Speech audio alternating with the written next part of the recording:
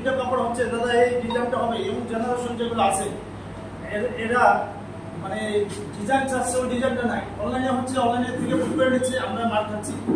2000 লকডাউনের পর থেকে আমাদের বিজনেসের অবস্থা একই থাকে। দারুণ মূল্যবান, ঠিক আছে, দারুণ অবস্থা খারাপ। আমরা ভাবতেছি একটা বিকল্প ব্যবস্থা করতে হবে। আমার এক ছেলে এক মেয়ে, কিন্তু সংসার আমাদের দিন দিন আমাদের খরচ বেড়ে যাচ্ছে, আমাদের ইনকাম কমে যাচ্ছে। আগে আমরা 10,000 টাকা কামাই করলে আমাদের সংসারটা চলে যেত, কিন্তু এখন আমাদের 20-30 হাজার টাকা কামাই করলেও চলে। ঠিক আছে, আমি এক জায়গাতে একটা জিনিস চিনছি যে 100 জায়গায় এক জায়গায় কাজ না করে তুমি 100 জায়গায় কাজ করো। এক জায়গায় কাজ চলে গেলে তোমার বিজনেসটাই শেষ।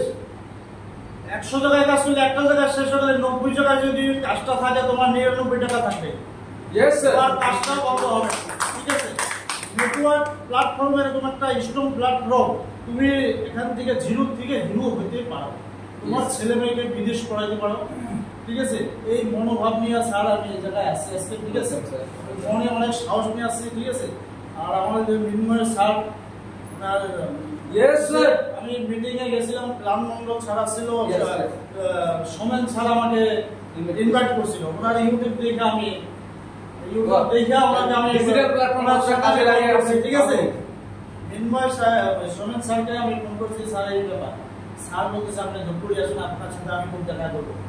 ঠিক আছে, ওনার এত সুন্দর ব্যবহারে আমি ওই হলে গিয়ে মিটিং দেখা, মানে আমি বলছি এই একটা মানে রাস্তা আছে জীবনে, টাকা অনেকেই কামাই করে, কোনো জায়গায় আনন্দ নেই।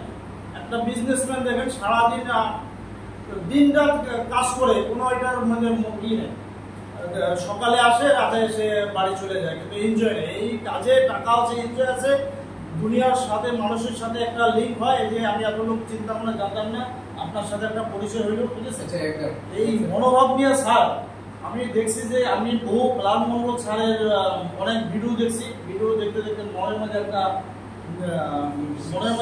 সংকল্প নিয়েছি। ঠিক আছে, যে আমি এই জায়গাটা যদি এদের সাথে থাকি আমি পৌঁছাতে পারি।